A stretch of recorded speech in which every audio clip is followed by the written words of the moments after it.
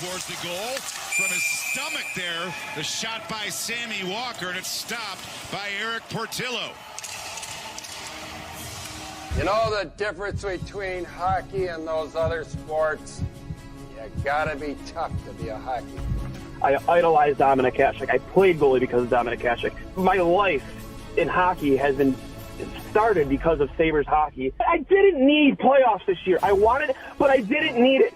But when you screw up for the fans as much as this team has over the last, 5 years, and just don't hold yourself accountable, I'm sorry. I'll hang up and listen. I'm sorry. Welcome to Two Goalies, One Mic, an in-depth look and behind-the-mask conversation about the greatest game on earth, where everything goes and nothing's off limits. Now I'll tell you something about this guy. This is only 3 minutes, eh? Whammo!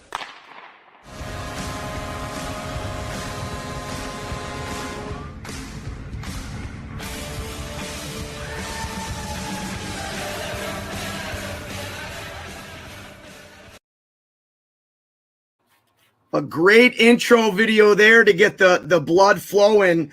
We are here with episode 64 of Two Goalies, One Mic, and we are pleased to be joined by third-round pick for the Buffalo Sabres in 2019, going 67th overall, a 2020 World Junior bronze medalist with Sweden, and a first-team All-Star and USHL Goaltender of the Year for the Dubuque Fighting Saints, posting a league best 2.11 goals against average.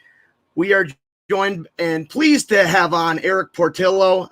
Erik, thanks for being here, bud. Yeah, of course. Thanks for having me. Yeah, excited to have you on, Erik. Ever since Buffalo took you in the third round, I've been really high on you. Not to pump your tires here, but a lot of people, don't really, I don't want to say don't really know who you are, but, I think the focus has been a lot on Ukko-Pekka Luukkonen here in Buffalo.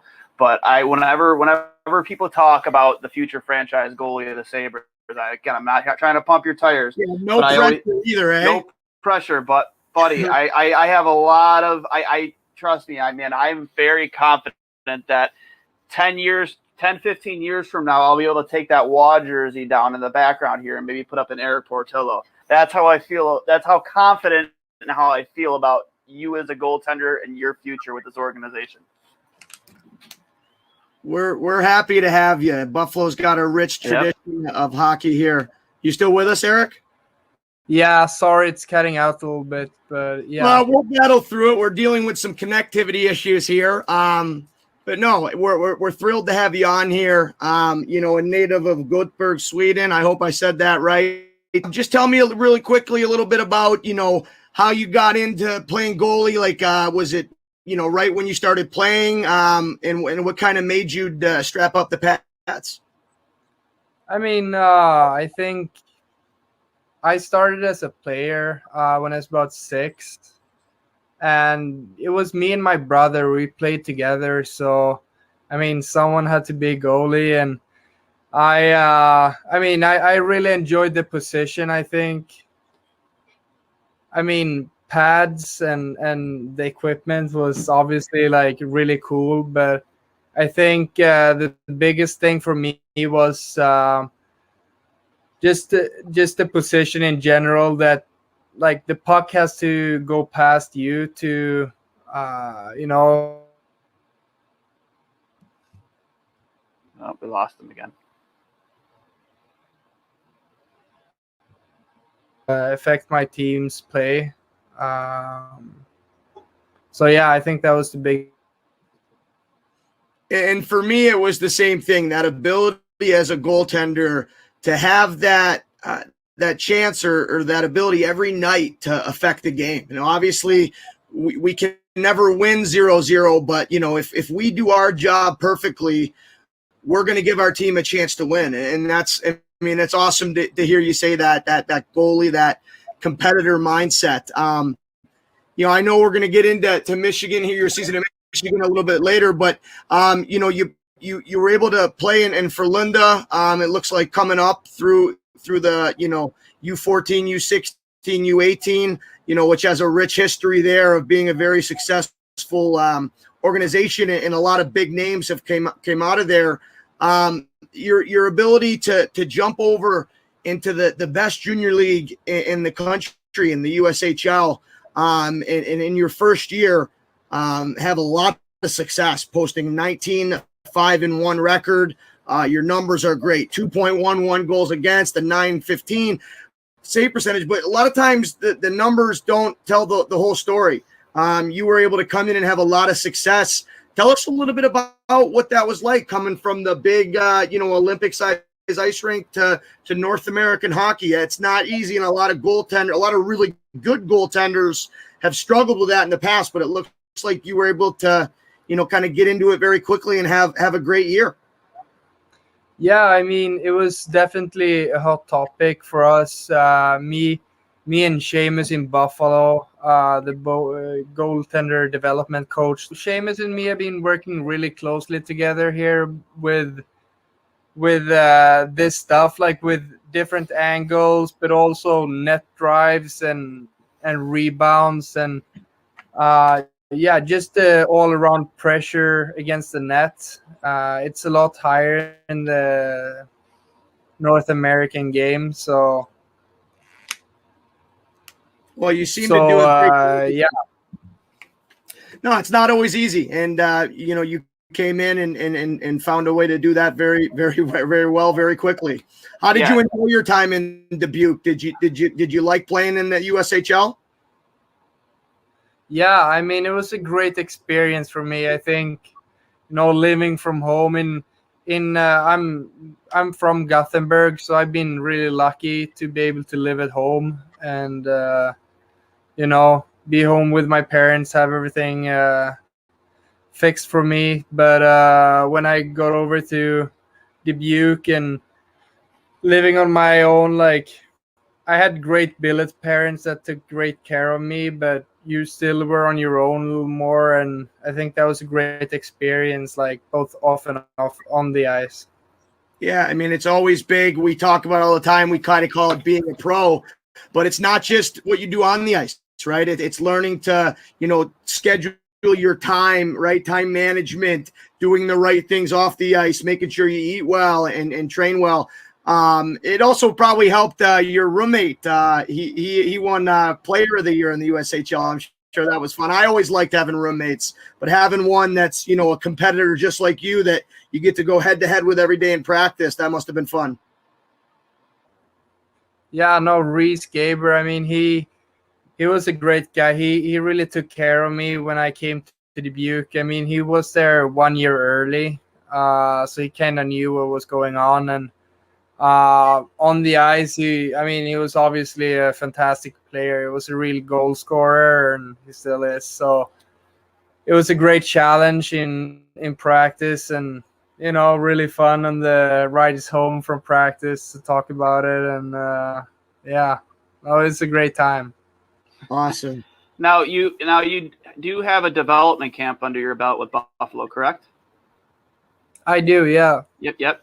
We got a picture actually right here. Obviously, nice setup there with the Bowers. Love it. Good style. Love it. Helmet too. Nice paint job. Yep. What are you using now? Oh, I'm using the ultrasonic stuff. It's all different specs. I use I think it's a 1X glove, and then ultrasonic the rest. But it's I'm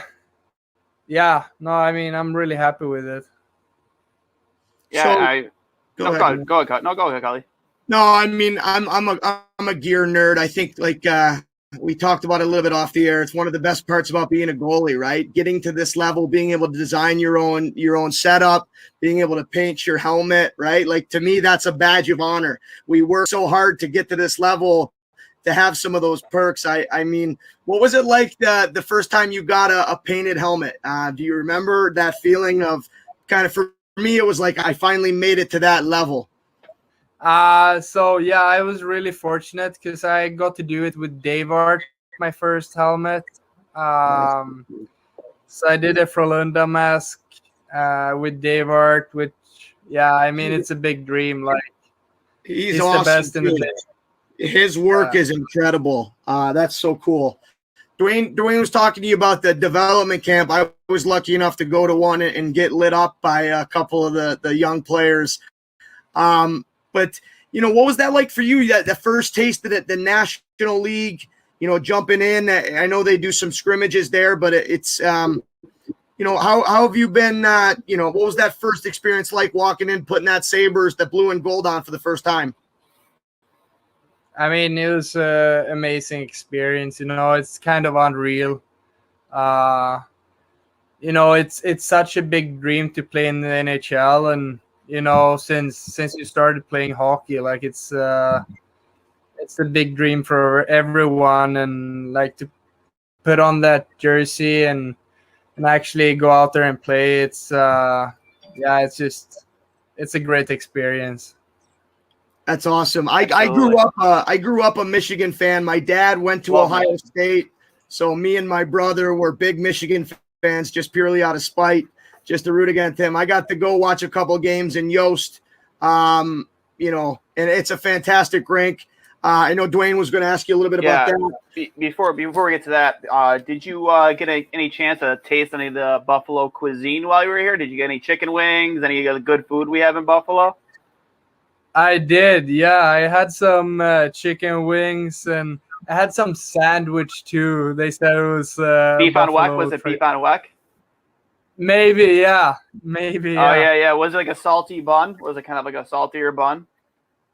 Exactly, yeah. Yep, yeah. You have beef on weck, yeah, man. Honest to God, across the entire country, Buffalo will make you a fatter person. That is a guarantee, man.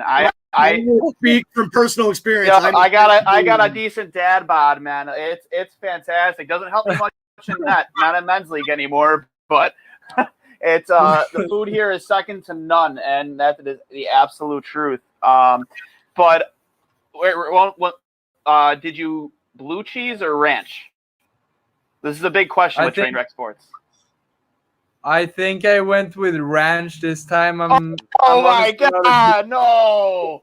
You gotta go blue cheese, buddy. Oh, you are the second Sabres prospect to come on the show. We had Aaron Hugelin on a few weeks ago, who just signed his commitment to actually Big Ten rival Minnesota. You'll be seeing him next year.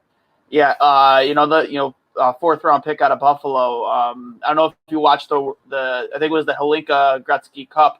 He was the guy the player from US who scooped it up lacrosse style on his stick and scored against Canada.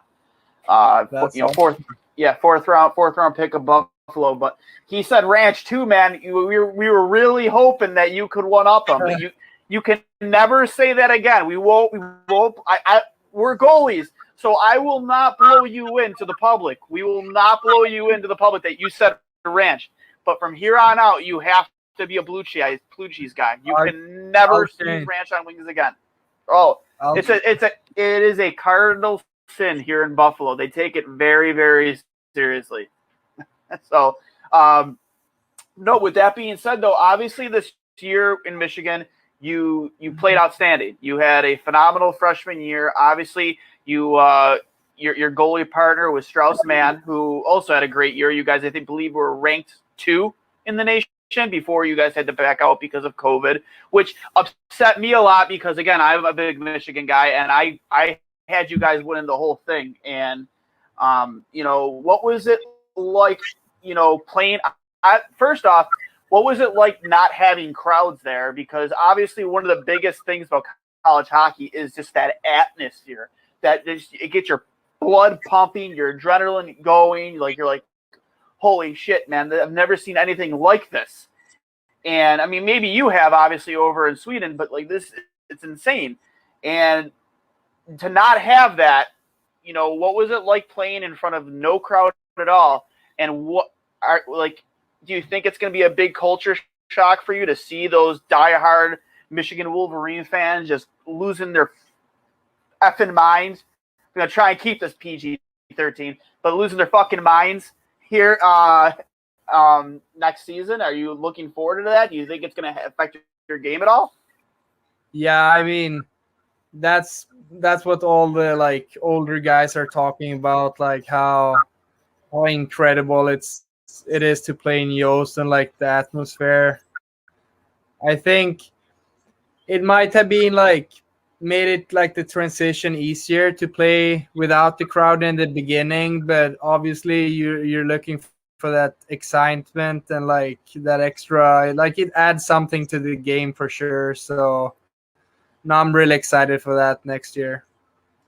I was always I got a bit of a culture shock when I went to Europe and played in Prague and in Slovakia. You know how they have the drums up there and the chants, like that to me is really cool, and it's that's the closest thing we have like to college hockey, right? Like lots of chants, the fans are in it, and I always got pumped up. I love those games, especially when you're on the road. I can't wait for you to go in and shut down Ohio State next year, so I can chirp my dad a little bit. But an awesome, bunch of rivalries playing for Michigan. A very storied franchise. Obviously, Red Berenson being there forever. With the new coach now. What's your time been like at Michigan? How have you enjoyed it? You guys had a pretty good year. You yourself had a great year. Unbelievable year. What's some of your favorite things about being a Wolverine? I mean, it's been amazing, and like considering that we lived like in a COVID bubble there with testing every day and couldn't see anyone, like I still like had probably the best time of my life. It was such a great experience, just being on campus and hanging around my teammates and yeah, just the atmosphere, like traveling with the team and everything. It was a fantastic experience, all of it. I have one more question on that note.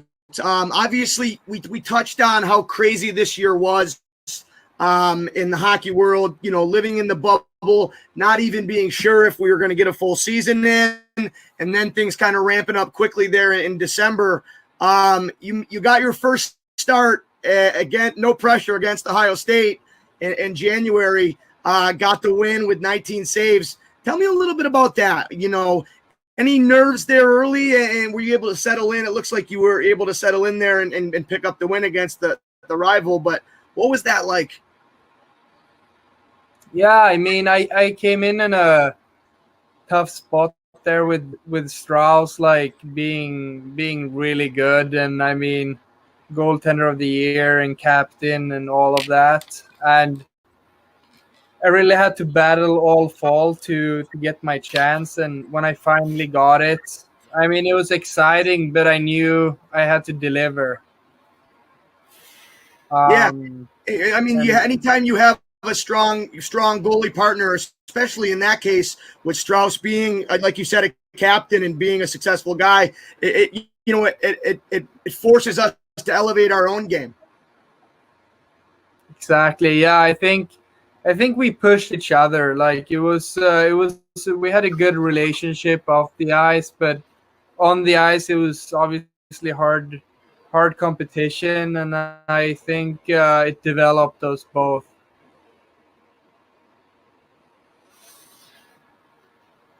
Awesome. Wanted to talk to you a little bit about being able to compete in World Juniors in 2020. You guys had a lot of talent on that team. I think Adam Bovquist was on your roster, right? And Jacob Bolofsson, Rasmus Sandin. Unbelievable squad. Being able to represent your country, the Trek North, what was that like? How cool of an experience was that going into there and being able to compete against the best of the best for country on country for U20? I mean, I think like just when you were younger and we're looking at the World Juniors, like you really were looking up to these guys who played in it, and I think like I couldn't really believe when I got the chance to do it that like I would be that guy, and it was just such a amazing experience to be there. Like you live in this little bubble and you don't really realize how big it is until you get out of it and see it from the outside and see all the highlights and so on. Yep. That must have been awesome. I going into that, you know, being able to represent your country, playing it. Who did you guys play in the semifinals? Do you remember? I think we lost against Russia.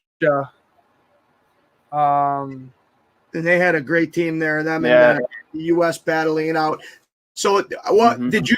Were you able to get the start? I'm not able to pull it up here. Were you able to play in that bronze medal game? I wasn't, unfortunately. I came in. It was obviously two great goaltenders, but then I also had some. I had some back issues during that season. Anytime, especially it's such a condensed schedule for the World Juniors, anytime that you have an injury, especially with your back as a goaltender, every rotation we do, everything's kind of coming from that core back area. I can't imagine going through that, especially, you know, in such a short period of time. But still, what an experience being able to capture that medal.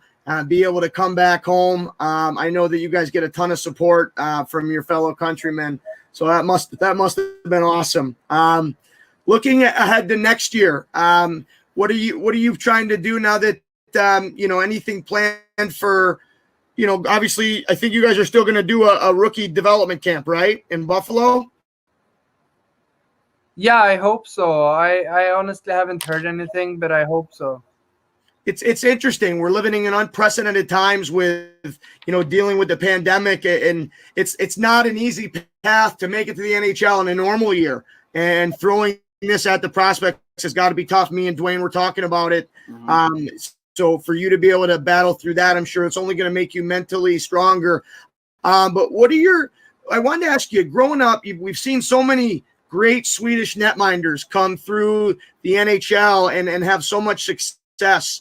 Who were guys that you looked up to when you were younger, or even guys that you maybe try to model your game after? Anybody that comes to mind? Oh yeah, for sure. I mean, Henrik Lundqvist he went through the same like program as I did, like with Frölunda, their junior program, and then you know, I mean, he's just a king. Like he's Yeah, I love it. the guy everyone looks up to. So yeah, he's definitely my biggest inspiration growing up.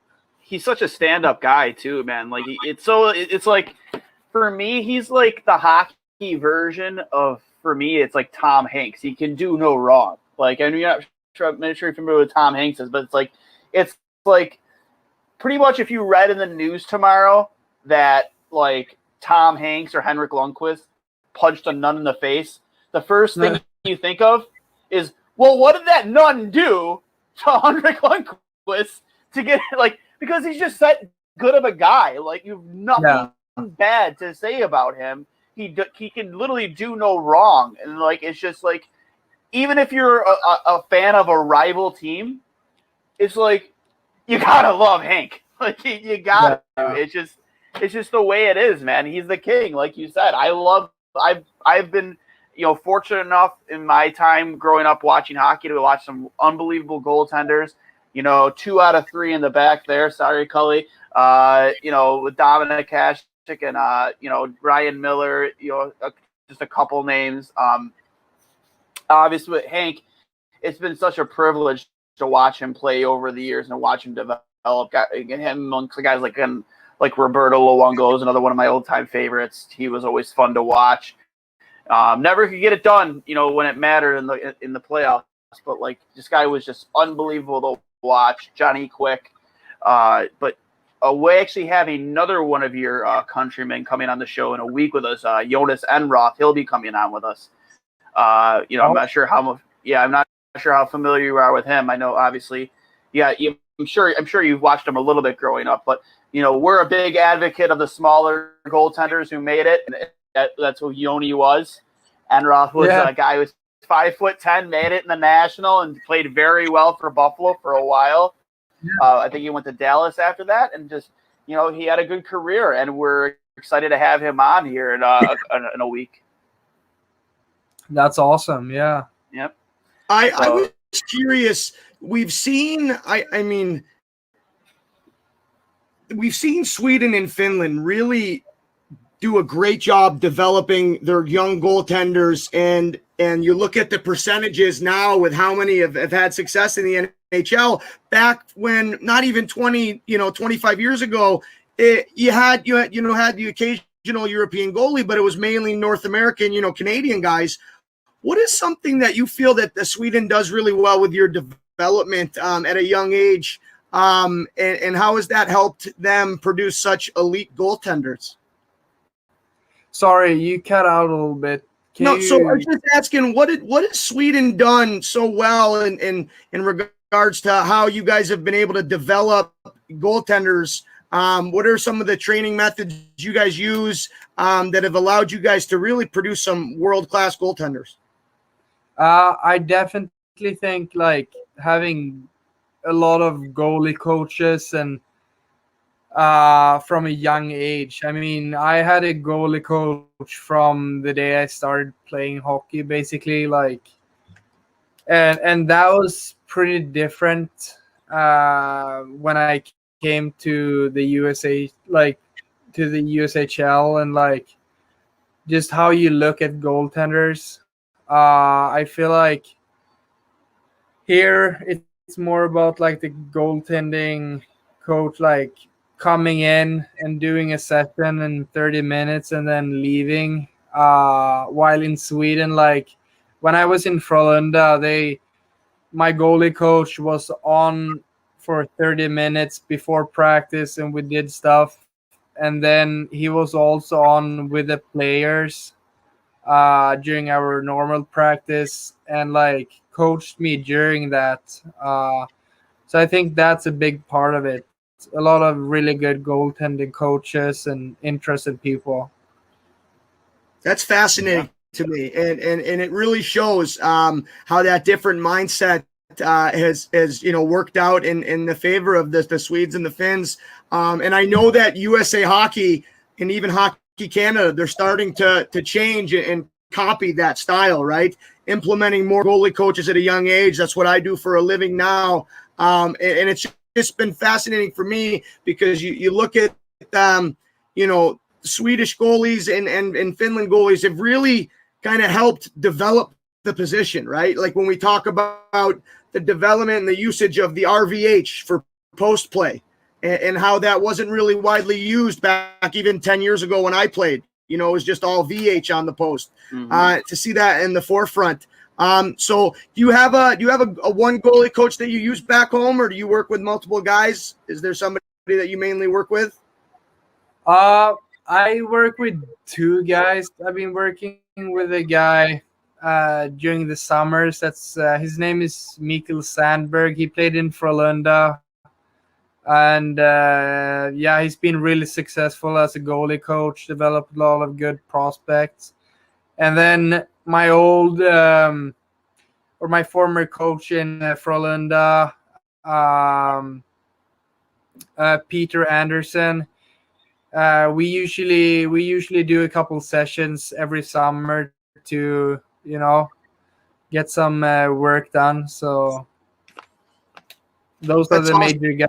Yeah, that's another thing too. As Cully said before, is goalie coaching for us growing up wasn't so accessible, I guess is the word. You went to a camp. You went to a camp in the summer. That was it. Yeah, there was no guy coming goalie coaches. Yep. There was no guy coming on practice 30 minutes beforehand working with goalies and not like what it is today, where it's just it's common just to have a goalie coach on every single staff, no matter what level you're playing at. Above maybe midget or Bantam, every team has a goalie coach, and it wasn't I essentially just tried to watch whatever videos I can and tried to I was more self-taught than anything, and it's nice to see how far the position has come, especially over the last decade, in terms of like you said, the VH and the RVH wasn't really a thing when we played. I remember going to my first goalie coaching clinic with USA Hockey, and they said RVH. I had no clue what they were talking about. What? Like, what's an RDH? Like, I have no clue. Because I remember during an interview with Michigan, Eric, you said you're more of a hybrid blocking goaltender. Do I have that correct? Yeah. Yeah. I don't put myself in that category, but that I was a blocking goaltender. You know, I tried to just stay in front of pucks. I was a butterfly goalie, but you know, I tried to do whatever I could to be more of a blocking style goaltender. And you know, hearing that you've applied that to your game as more of like a hybrid version of it, and then watching you play throughout the year, it's been a lot of fun to watch because you do see some of that old style in your game. Whereas again, it's a lot different nowadays compared to what it used to be. But you do see a lot of that old style goaltending in your game, and I love to watch it because that's what really turned me on to watching you over the last year, especially. It's just, you know, seeing, again, I keep saying it, that old style in your game. Yeah, I mean, I have some poke checks and you know, a little bit of that stuff going on, and I think it's important to, like, you know, not to be too tied up into technique and like just doing the same stuff every time. I think you have to play a little with your, just, you know, get loose and just play the game. Trust your hockey sense a little bit, and yeah, I think that's what it comes from.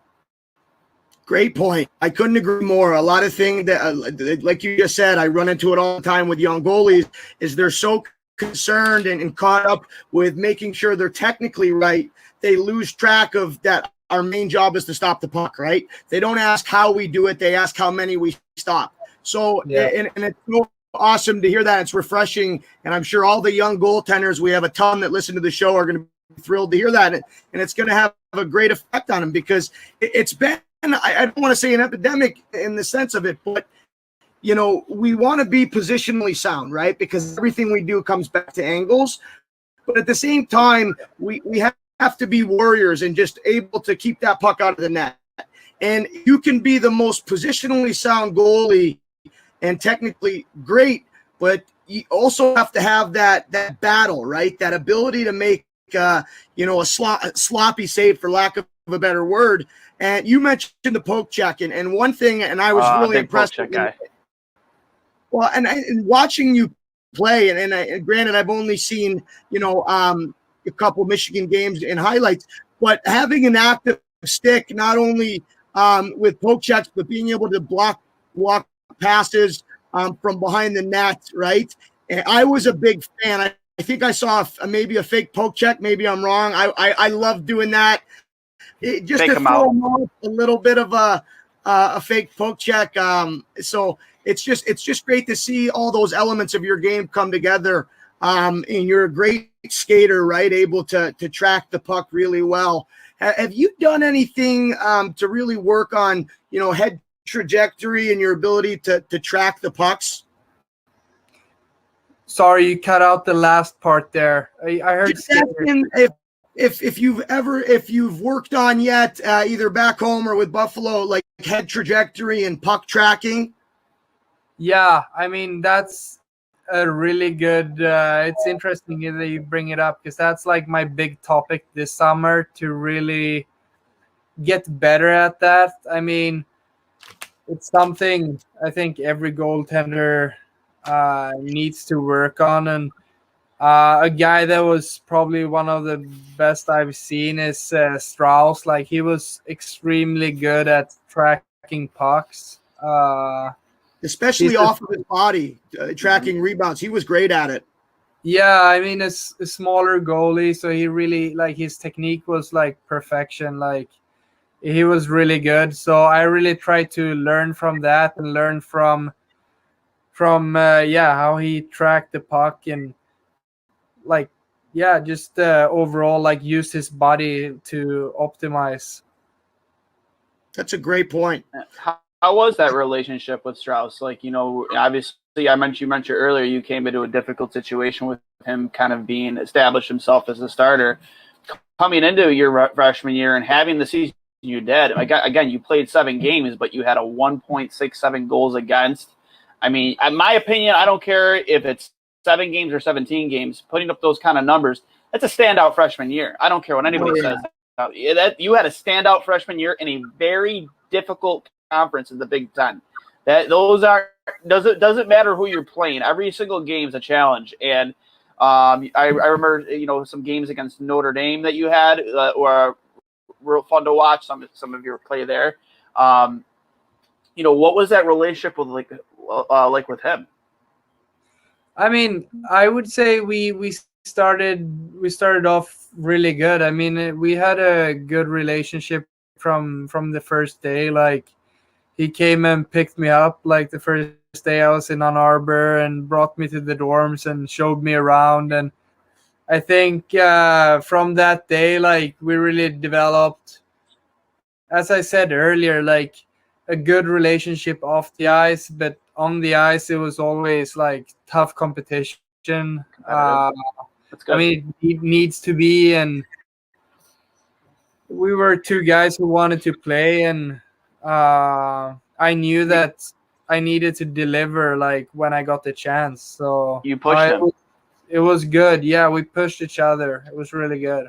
And it's only gonna, like, the more you climb the ladder of professional hockey or college hockey, right? Like, that's never going to go away. You're always going to have somebody either pushing you or trying to take your job. So I think it's really important that you had that relationship, because it's not always like that. Like, as goalies, we all know we've had a goalie partner at some point where we didn't have a great relationship, and their mother fucking you behind your back. Yeah, right. Like, yeah, I mean, 100%. That analogy that, like, you always want your partner to do well, but like you want them to win like 8-7, right? Like, you want the team to do well, but you want to have that opportunity.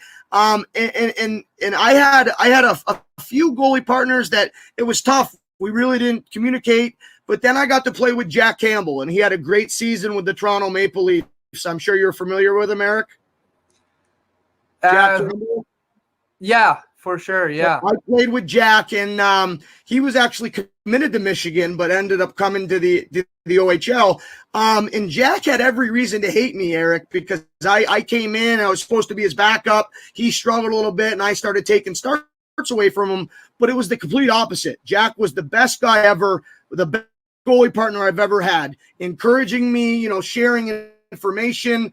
We would go compete in practice, and I'm sure that you and Strauss had that this year, maybe in like the end of a practice, like a shootout 10 puck game, or even any, like small area games where you get to compete against him, and you pushing him and wanting to be better than him and him being better than you. But you guys having that dynamic not only helps the both of you, but helps everybody on the ice with you. Right. And it's fun to see that. And it's only going to be something you look back on and be able to have, have that is something that helped you become successful. Now, have you got to, with the goalies in Buffalo, with UPL, have you gotten to spend time with him or any of the other draft pick goaltenders, anybody in the system? I haven't. I talked to Jonas before, because he was my roommate at the development camp. So we have actually been in touch a couple times and see each other on airports and stuff. So yeah, no, he's been really good, and I'm really happy that he's doing great in Colorado. Like, he's a great guy. I haven't talked to Ukko at all because he was hurt, I think, when we were there, and since then I haven't been a lot in Buffalo because of COVID. So yeah. Well, I'm sure it'll be fun to once you get there and able to form relationships, right? Like, you guys are going to be able to push each other, and I mean the future is bright in net for the Buffalo Sabres, and we haven't been able to say that, Duane, in so long. Oh, it's wild. There's a number too, because between Dominik Hasek, again, I'm not sure how familiar with the history of the Dominator back behind me is, but between Hasek and Ryan Miller, the two kind of like to go from Hasek to Miller was, we're humble for that. But I think there was only 4 goalies to start for Buffalo in between Hasek and Miller. I think between Miller and to now, it's like over 20, since Miller was traded. And, we're still searching for that guy. And like I said earlier, I know there's a lot of hype around UPL, and he's a good goaltender. He's a great goaltender. But, I'm looking at the guy right here that I think is going to, put this franchise back on the map. And I don't mean to put you on any type of pedestal, kid. Once again, no pressure, eh? No pressure, kid. But, I want a Portillo jersey. I want it on my wall, and I want it signed because I've been calling it since your standout year in the USHL with Dubuque. I've been calling it. He said, this kid is the future of this franchise. And I 2 goalies, 1 mic, right, Cully? Absolutely, Betty. When he retires, it'll be 3 goalies, 1 mic. He'll hop on, be the next co-host. I love to see it. Love to see it. But it's been a lot of fun here with you, Erik. But what other than obviously what kind of what was draft night like for you when you got the phone call from Buffalo? Did you have conversations? I think at the time it was 2019, correct, Cully? Yeah. 2019. It would have been Jason Botterill. Did you have any conversations with Buffalo beforehand? Did you have an idea that they might be taking you? Were you excited? Well, obviously, I'm assuming you were excited. I hope you were excited when Buffalo gave you the call.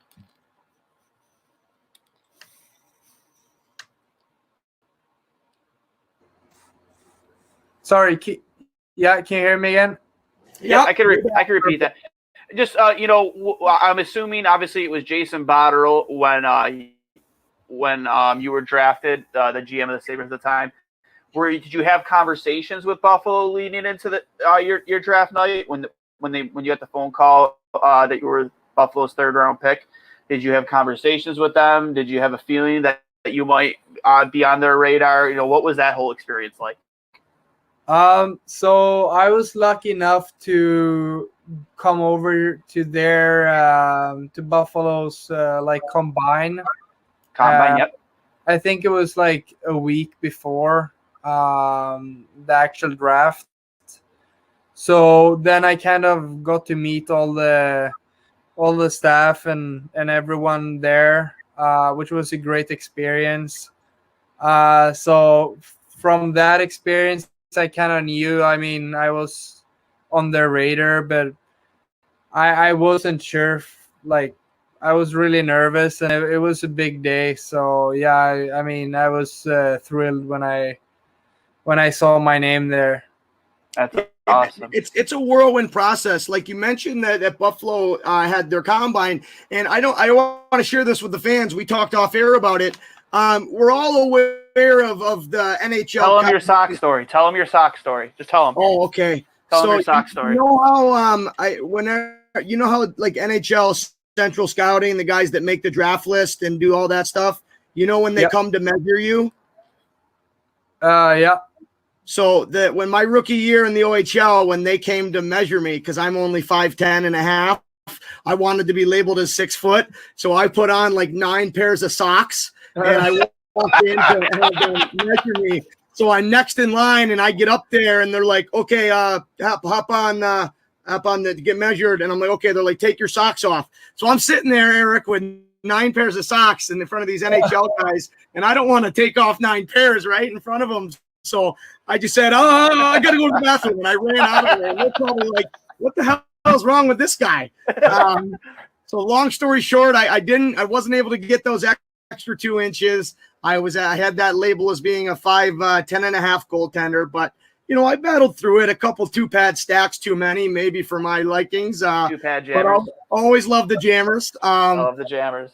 No, that's great. No, but I wanted to bring it up. So a lot of fans don't realize this, and I know I had no idea even leading up into this that each team actually does their own combines, and it's not just one. They'll have different groups of players in. Like when I went to my combine, it was a week before the draft. I was there with Mark Scheifele from the Winnipeg Jets. They had him in. They had Adam Clendenning. and they had Sven Barchi, and it was a really cool group, right? Just being with them. I was the only goalie out there for that. But just take us through that. What was the combine like? Was it just you as the goaltender, and they just run through drills, right? That's what mine was like. It was like almost like a skill session, right, with a lot of testing in there. Yeah, I mean, we did that, and we did a goalie session. We lost you, buddy. Sorry. Can you start over?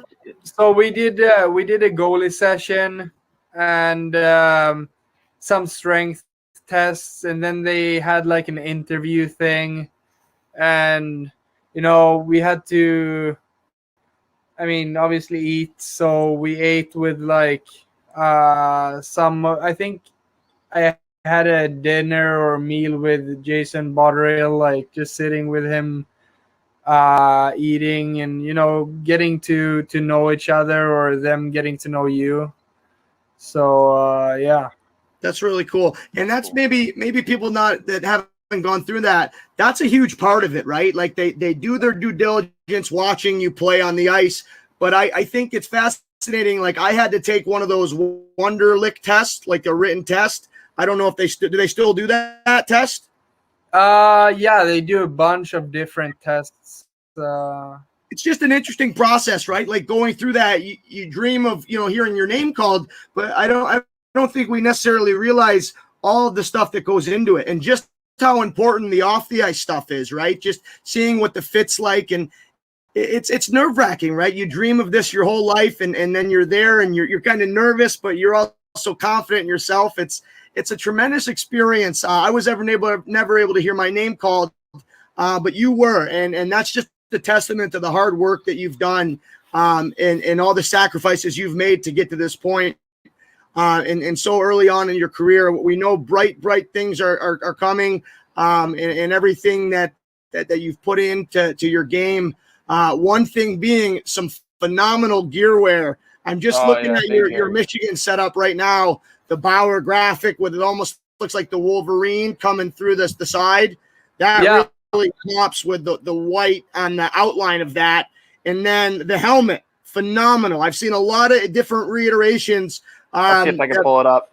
Goalies that have the that try to match the Wolverines. And I think you did a great job, not just with that, but I think it's like claw marks coming through the side. How would you describe that? Yeah, it's like kind of claw marks. It's inspired from the pads. That's actually Dave Art. He came up with that idea, kind of. So yeah, no, I mean, he's amazing to work with. That's awesome. I mean, you mentioned it earlier. We take a lot of pride as goalies into our gear, right? And phenomenal looking setup. So I switched to Bauer my last year, Erik, because I was wearing Reebok CCM before that, and Vaughn a little bit. But when I made the switch to Bauer, Todd Brown was my rep. Is Brownie still the goalie guy for Bauer? No, I have Tim Boron is his name right now. I just remember my experience with Bauer was awesome. Their ability, they brought me in and they had all the sets of gear they made for different pro guys with different specs, and they were really willing to go above and beyond, even for a guy like me, like an undrafted guy, to really get it right, to get the pad to feel right. Did you have that same experience with the Bauer guys?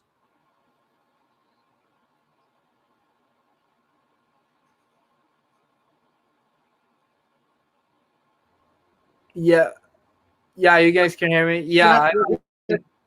Yeah, Bauer's been awesome. Like, to me, I've been in Bauer since, I mean, the day I started playing hockey, I think.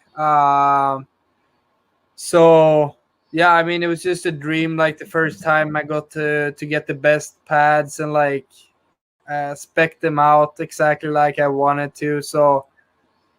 And I mean, yeah, they've been really good at helping me out with whatever I wanted to. Yeah, that is a sexy setup, Cully. Oh my God. And Duane, did you get the picture I sent with you with Lundqvist? So we'll wrap this up soon here, Erik. I just have a couple quick questions. So we got the picture here I found of you on the ice with the King, and we talked earlier about it. What a cool role model to have. Must have been an unreal experience to be able to be on the ice with your idol, right? With one of your heroes. Take us through what that was like quickly.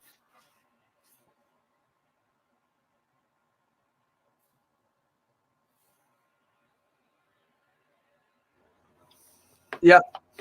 Can you hear me? Yeah. Yeah, we can hear you. That was a fantastic experience. I mean, it was actually unreal. We just seeing him practice and how hard he works still at that age. Like, that was just like, it was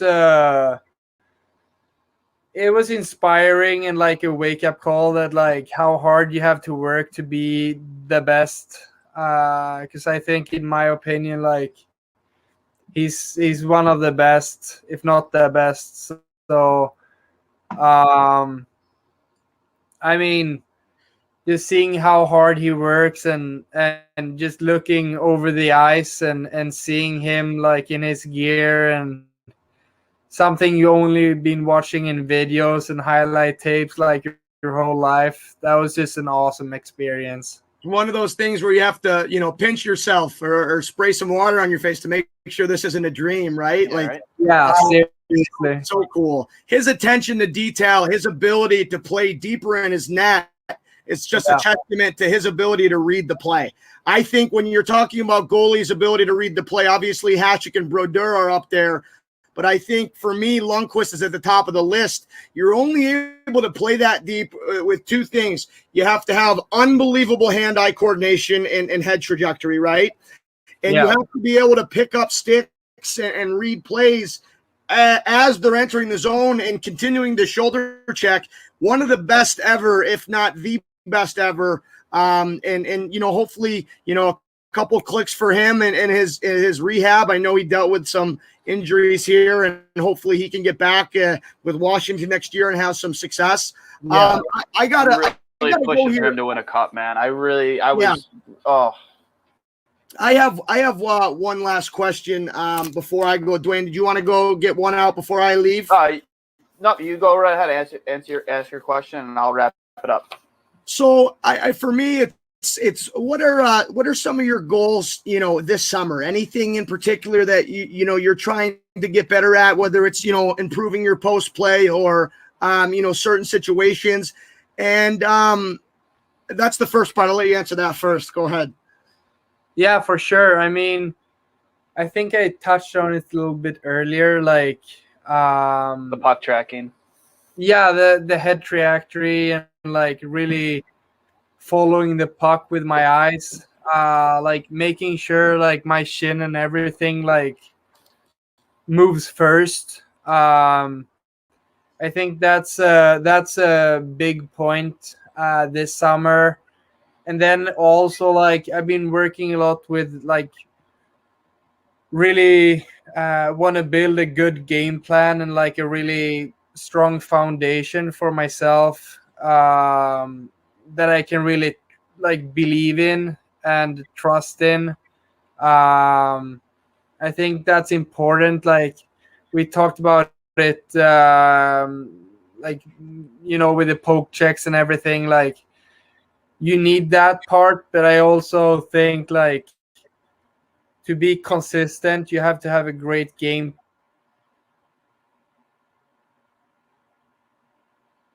That's a great answer. I know he got cut off, but what an awesome answer. Yep. Let me know when you're back here, bud. Sorry, did I cut out? No, you got most of it out. You got most of it out. It's a great answer. And we talk about that cliche of being a pro, and you nailed it, and you hit it on the head.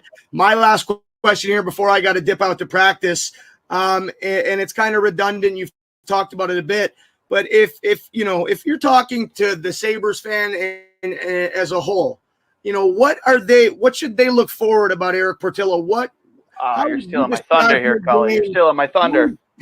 How would you describe your game and what can they look forward to? What makes Erik Portillo great?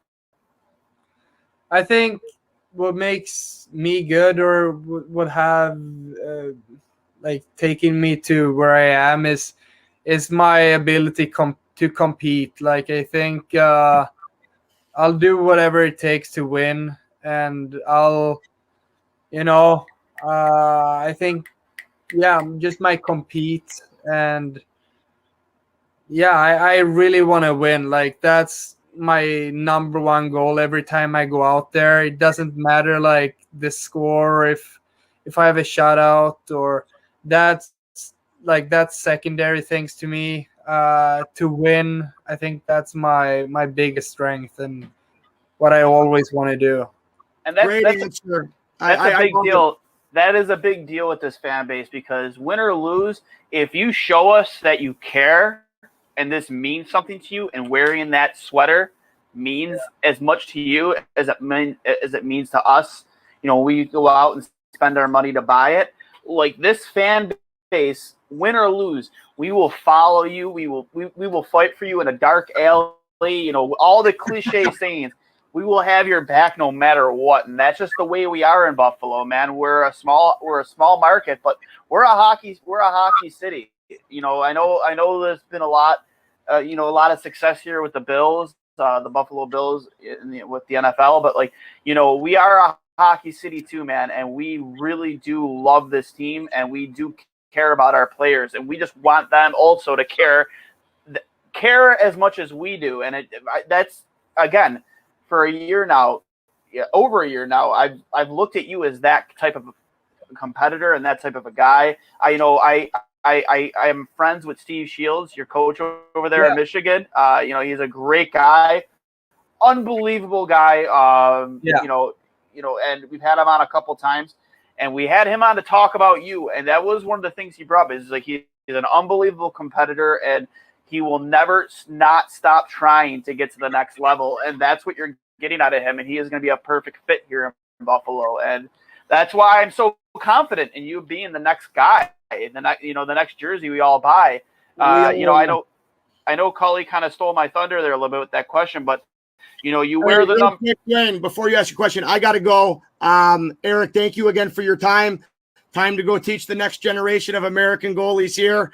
I really appreciate it, man. I'll be rooting for you. Can't wait to have you back on. Go Blue! Go Blue! But what brought you to wear the number 1? It's not a goal. It's not a number that's used that often anymore. Was it a situation where your number was taken by Strauss-Mann, or I know Jonas wore it while here in Buffalo. Is there a reason why you wear the number 1, or? I think as I said before, like I really like Lundqvist. So when I was younger, I wore like 30, and then 30 wasn't really a choice anymore. So I went to 31. And then when I came to Frölunda, I didn't really have a choice, like coming into the academy there. So then I got number 1, and yeah, I've just stuck with it since then. That's a great answer, because it's you're kind of paving your own path. Obviously, like I wore 39 growing up. Hasek's the reason I started playing. He was my inspiration to even play the position, and I wore his number growing up. But yeah, you're paving your own path with that number, and you're again, it's going to be a hot jersey when you come to Buffalo. I can guarantee that. I'm excited to see you play. I hope to get up to Yost with Cully and a couple of guys from Trainwreck. My last question, though, is obviously you guys had a phenomenal team here this past season with Power, Beniers, and Johnson, 3 guys who are probably going to get taken in the top 10 to 15 picks in this next draft. What was it like competing against players of that caliber? I mean, our team was stacked, and next year as well. Like, I think every day in practice, you really have it's a game type scenario where like you play against some of the best guys. In the nation.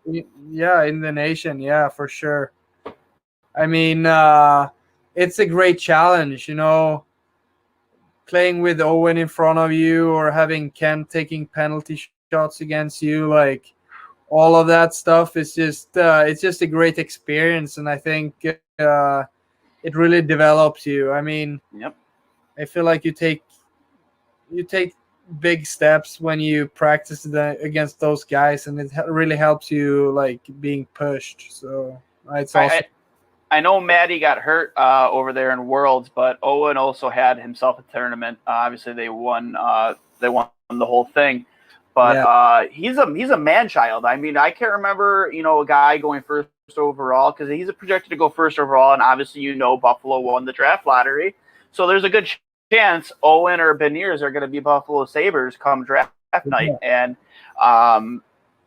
seeing a guy the size, I mean, I love Beniers' two-way game, but if I had to guess, I think Owen's probably going to go first overall. He's an absolute man child. He's 6'5", 220 pounds. There's one thing you can't teach, and it's size. Can you give us some insight on his game? Like what could if Buffalo were to pick either Matty Beniers or Owen Power, what would we be getting? From a goalie's perspective, because only you guys can tell it honestly the way it can be told, because they're the ones shooting on you. So what would Buffalo be getting out of either of those two players?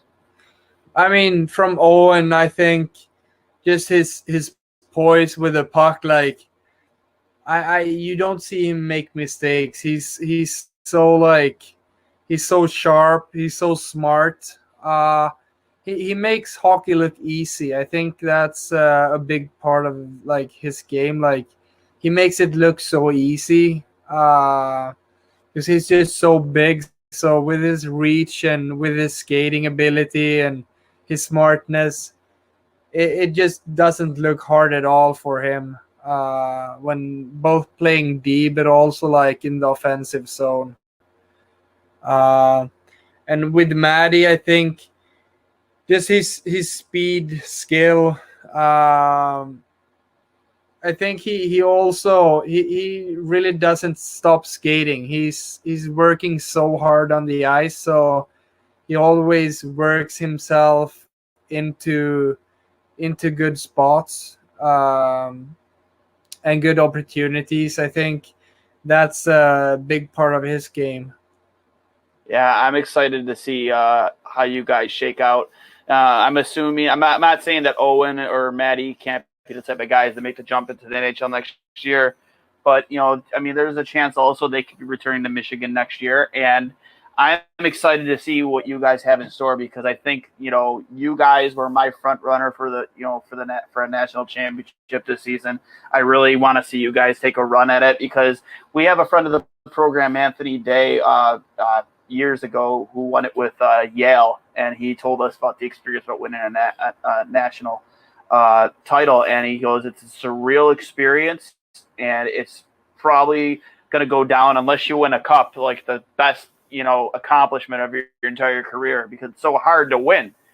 It's so hard to get there to begin with. And I appreciate the insight you gave us on both those kids. Before we let you go, going back on Steve Shields again, what's the one thing you took from him, a former pro? Obviously, have you seen any of his highlights from when he played in Buffalo? Did you ever see the infamous Garth Snow fight? Yeah, absolutely. Oh man, we love talking about that, because Garth Snow was a goalie heavyweight, man. Like, he got into a lot of fights, and it takes a big set of balls to skate down towards Garth Snow and challenge that man to drop the glove. The guy could fight for a goalie, and he's fought Matt Barnaby here before in Buffalo. He's fought plenty over his career, but obviously Stevie, he had a good career in Buffalo. Specifically in 96, 97, when Hasek went down with a groin, I think it was a knee injury, he helped secure that first round victory, made himself a career, and then he went to San Jose and had a good career there. Like, what have you taken from Steve as a coach? What has he shown? What has he taught you? What's the one thing that you take the most, you've implemented the most into your game, and has helped you progress over this past season? I mean, in general, like he's been helping me with so much stuff. Like, but I think the biggest thing I take away is probably like he told me like to really make it my job, like to really play hockey, to play hockey professionally. You have to make the same stuff over and over, and really like, yeah, you have to be really good at doing the same stuff over and over again, and just be really good at it. To be able to make it your job is really hard. And I can play with my hockey sense, but I need to be able to have a strong foundation and a game plan, as I talked about, like to be able to take that next step to the pro level where, yeah, I can be like continuously good like every night. Because I mean, in the NHL where I want to get to, there's 82 games, and it's really tough to be good every game. So that's why you have to have such a good foundation to stand on. Especially with him back when he played. Like I said, he played behind Dominic Hasek here in Buffalo. So obviously, here in Buffalo, we're all in agreement. He is the best to ever play the game, and there's not there isn't really any goalies from that era who has more individual hardware than Dom. But obviously, like you mentioned earlier, having to compete with your counterpart, bringing the compete. And he even said, like, Dom's competitive level in every single practice was second to none. So having to try and keep to that level, you have to put the work in every single day, and like you said, make it your job. And I think, you have to have the passion for it. You have to have the drive for it. And, I completely agree with what Steve says there, because he wouldn't have had as long of a career as he did had he not done just that, because it was a lot different for goalies back then. The equipment was smaller. I mean, maybe the shooters weren't as good, but he was in that time, he was still going up against guys like Gretzky and Jagr and, some of the best that the game has ever given us. And the equipment wasn't what it is today. I know I played with a lot of the equipment. It was a lot heavier. Let me tell you, my setup in high school, both of my pads together, their weight was like, I'm trying to explain. Oh yeah, both of my pads now, I have a Warrior setup. Yeah. If you were to put the weight of those pads together, wouldn't have even equaled the weight of one of my pads back in the day. That's how heavy. I used the Louisville TPS, and dude, it was so much heavier. I actually still have my mask back here. I was a big Curtis Joseph fan. Yeah. And this was my mask growing up, and there that goes. That fell. But this was my mask growing up. The old Cujo setup. Sick. There's lots of dents in this. A lot of marks, but if you see right in there, that dent, that actually happened the first week I got it. Guy just absolutely sends a cannon from the top of the face-off circle. Hardest, biggest defenseman on the team, 6'4", 200-something pounds, and just unloads a cannon on me. Hits me square in the head, sends my head straight back. I show my dad that helmet that he just dropped $300 on. I show him, and he's like, "Are you kidding me? Like, which kid was it? I'm gonna go ring him out." I'm like, "No, Dad, I want this," because that's like, for me, that was like, a coronation into that level of hockey. It's like, I love that thing's there. Granted, like, my ears were ringing when it happened, but it was awesome. And but the equipment was so much different back then, man. The gloves, however, the gloves were so much bigger, which was a big advantage for us back then. Like, if I were to show you my high school glove, it was like twice the size of what you guys are using today. It was awesome. It took away a lot of that glove side. But again, Erik, I appreciate you coming on with us, man. I know we kept you a little bit longer than we said. No problem. But, man, it's been an absolute pleasure. Again, I said it before, and I'll say it again. I'll say 100 times over. I am so excited for what your career, the